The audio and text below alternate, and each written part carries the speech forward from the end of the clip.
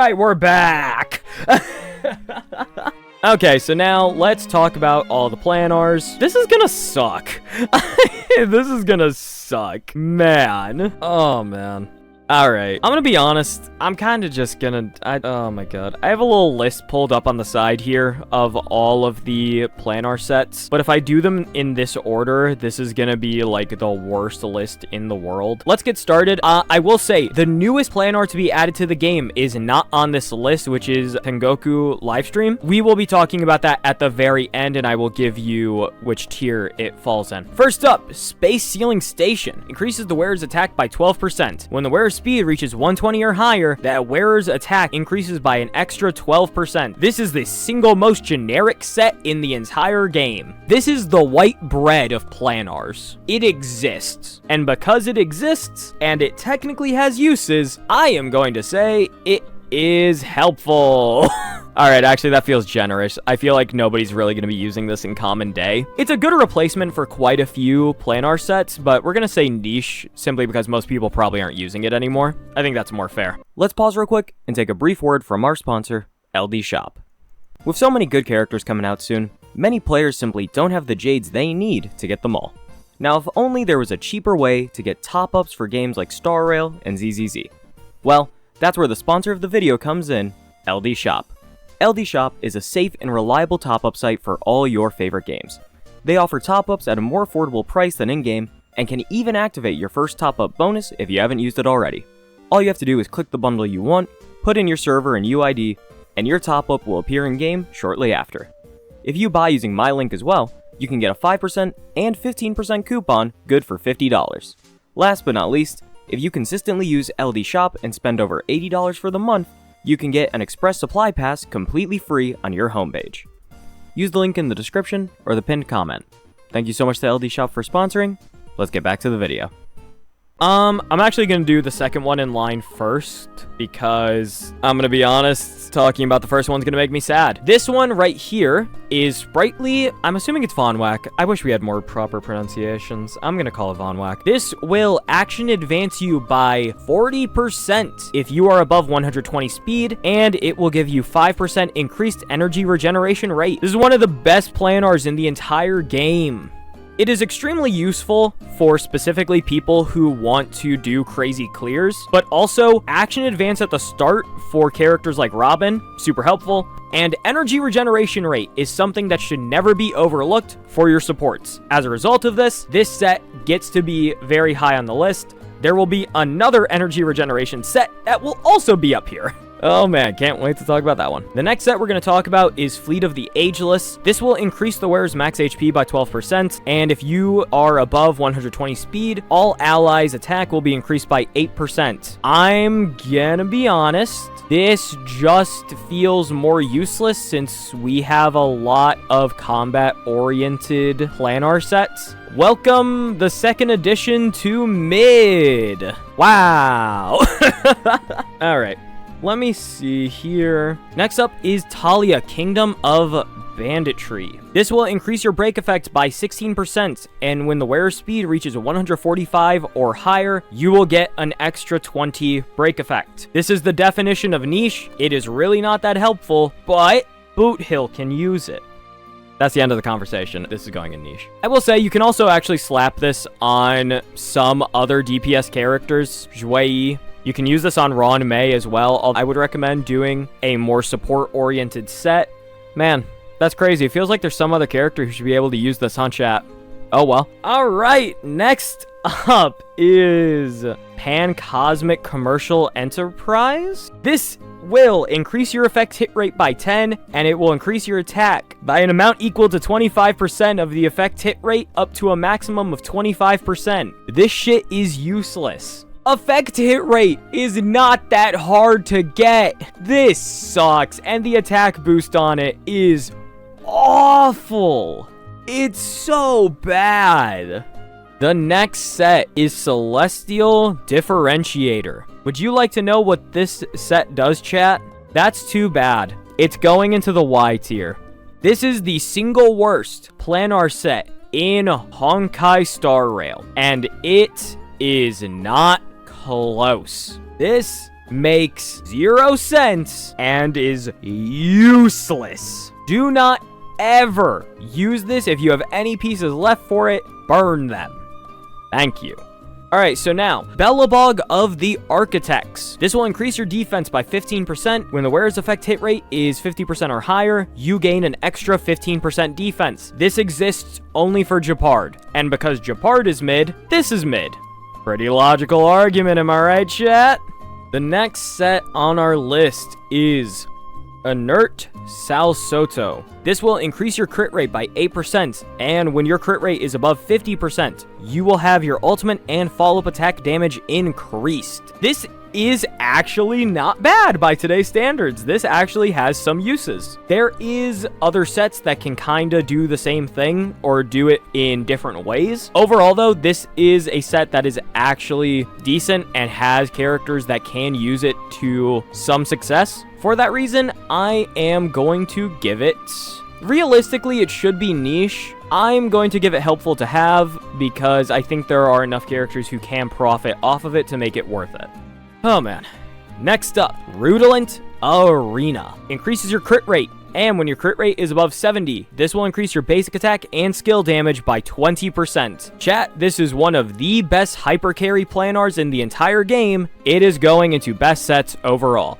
This is incredibly powerful, incredibly useful, and if you have any sort of hypercarry character on your account, there is a very high chance that they want this specific set. Absolutely worth getting. Would recommend having a few of them. I think the one problem with it is that the set that it runs with is not good. I might be wrong though. I cannot actually remember. Oh, does it run with Broken Keel? Oh, oof. Alright, never mind. Yeah, Broken Keel's actually not that bad. Okay, but to be fair, alright, you know what, let's just talk about it. Broken Keel. Broken Keel will increase your effect res by 10%. When the wearer's effect res is at 30% or higher, all allies' crit damage increases by 10%. This is the single most overrated set in Honkai Star Rail. This is not that good. I'm gonna be honest. A crit damage increase of 10%, when really you're having one character do most of your damage in most cases, and really you have a bunch of healers who can constantly make sure you won't get debuff or cleanse debuff. This is not a worthwhile set to use in 2025, and people will still defend it like it is the coming of God. My brother in Christ, no, it's dog shit. It is bad. And I will stand on it. Broken Keel, nowadays compared to every other support set or sustain set, is mid. I will give it top of mid. You know what? I'm looking at these other two planars. These shouldn't be up here either. Yeah, you know what? There are no niche planars in Honkai Star Rail. That's the simple truth of the matter, chat. Alright, next up, Firmament Frontline Glumoff. This will increase your attack by 12%. When your speed is higher than 135 or 160, you get increased damage. It's okay. I mean, it's okay. I'm gonna be honest, this isn't actually a bad set. It's just there are better sets. That is how I would describe it. It's not a bad set, there are simply better sets. With that in mind, I am unfortunately going to say that it is niche. Hey, we do have niche planars. Yippee! Alright, anyway. Yeah, like, legitimately, there's just not much way to use it nowadays. This is not that helpful. But at the same time, it's also not bad because it gives you damage and attack, so... It's Next up is Penacony Land of the Dreams. This will increase your energy regeneration rate by 5%. It will increase the damage for all other allies with the same type as the wearer by 10%. This is just worse than Vonwek. And also, there's another energy regeneration planar set that is better, in my opinion. However, in the situations where you can use Penacony Land of Dreams, 10% same damage type increase is helpful. For that reason, it is going to be helpful to have, because at the end of the day, energy regeneration rate is always helpful for your supports. Let me see here. Next, oh boy. Oh man. Next set, Sigonia, the Unclaimed Desolation. Increases the wearer's crit rate by 4%. When an enemy target gets defeated, the wearer's crit damage increases by 4%. stacking up to 10 times. This exists entirely for pure fiction usage, and even then, 40% crit damage and 4% crit rate can easily be dwarfed by other planars. Yeah, chat, I'm gonna be so for real. There is no reason. There's no reason to get Sigonia. This is not a helpful planar set. You should delete every copy of this you have in your inventory. Pooh boy. Alright. Next up is the wonderful Pepsi set. I'm not saying the entire name, dude. I'm gonna actually die. Izumo. This will increase your attack by 12%. When entering battle, if at least one other ally follows the same path as you, the wearer gets 12% increased crit rate. So, this is a very popular set for the Herta and a very popular set for Acheron, and that's about it because most other characters do not run characters of the same path as them in their team. It is mainly reserved for the Emanator characters. We don't really have many of those. And the worst part is, if you can get 100% crit rate, Rutilant Arena is actually better for the Herta because it buffs everything she wants to do while still giving her crit rate. Yeah, I'm gonna give it niche. It's really not that useless because it's a very big comfort thing. There are just better alternatives.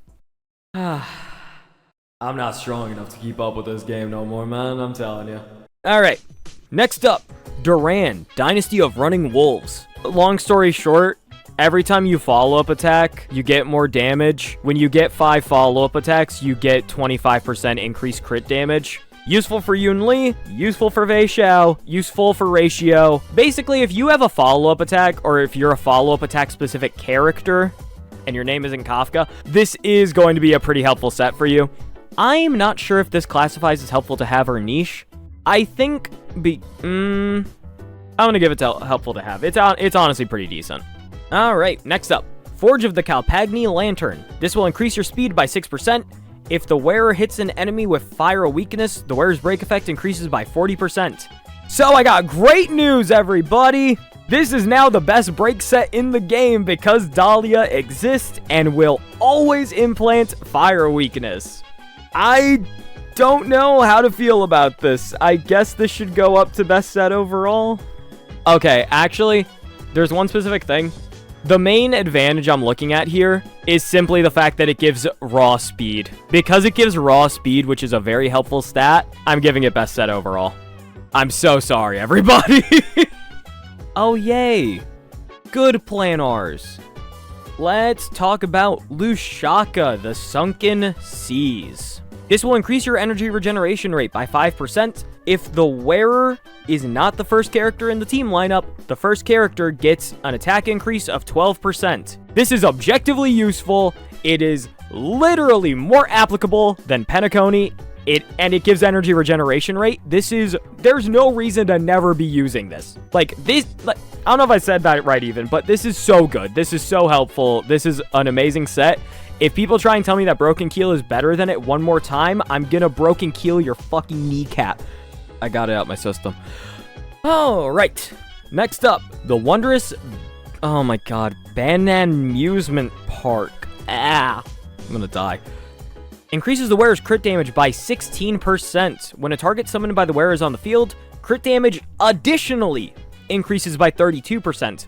So this is a 48% crit damage increase. Fun fact, with Dan Heng PT in the game, literally any hypercarry character in the game can use this with Dan Heng PT on your team. For that reason, I am going to give it best set overall. Now, I'm going to be very honest and open.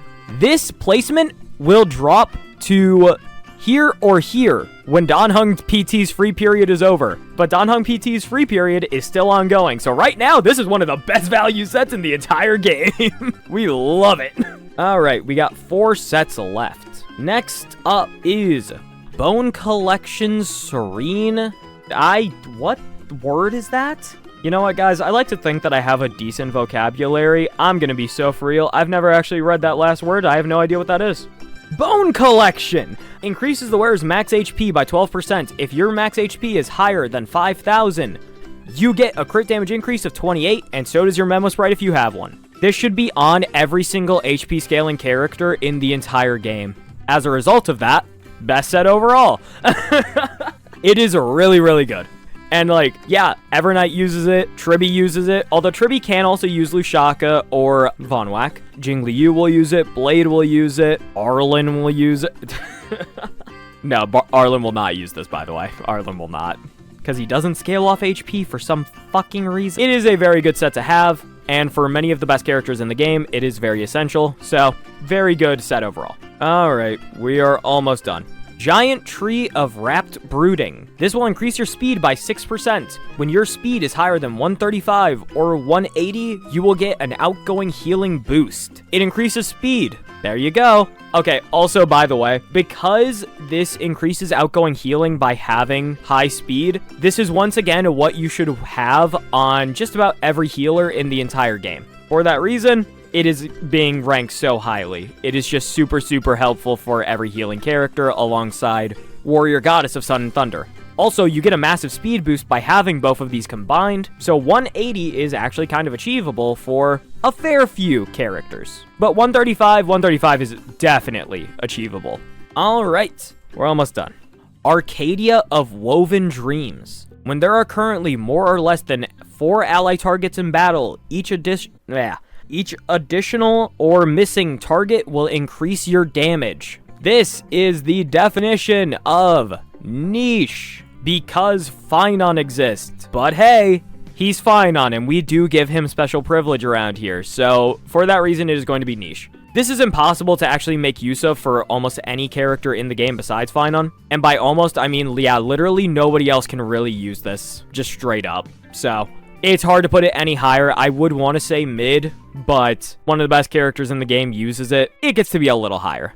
Alright, and the last one on the list here, although we do have 2 more to knock out, this is Revelry by the Sea. It is a DOT-oriented set, increasing attack, and if you have 2400 or 3600 attack, this will increase your DOT damage dealt. Naturally, only good for DOT. It is going into the niche category. It will at least increase your attack percent, which is helpful, but there are other sets that do that. So there's no way to rank these last 2 because this list simply doesn't have it, but I will still talk about them and tell you where I think they should be. Next up, Amphorius the Eternal Land. This will increase your crit rate by 8%. When your Memo Sprite is on the field, this will increase all ally speed by 8%. This was meant to be the Cyrene set. I'm gonna be honest, I've basically seen nobody actually use this on Cyrene. The crit rate increase is very helpful, and realistically speaking, characters like Hyacinth can also use this instead because it increases speed, which is her main stat. But realistically, this isn't that helpful. You could try and slap this onto RMC if you wanted to do a more DPS-oriented RMC with Cyrene, because that does actually work to some degree. It's the definition of... I don't even think I can call it niche, because even then, Cyrene kind of prefers Bone Collection. So, I'm gonna say this is mid. You know what? Here, hold on. We'll just... Oh, wait, there's no Cyrene for me to use? Alright, well, I'll do this. Yeah, I'm sure this won't be taken out of context. Alright, and the last one I'm going to talk about, the last one available in the game currently, Tengoku at Live Stream. Increases your wearer's crit damage by 16. If 3 or more skill points are consumed in the same turn, additionally increases the wearer's crit damage by 32%. So, you get 48% crit damage increase. You just need to use 3 skill points in the same turn. Obviously, that is incredibly useless right now for everyone besides Archer and Don Hung IL, but it is going to be very, very good probably in the future, because why the hell else would they add this if it wasn't going to be? But in this moment, right now, we're not accounting for the future.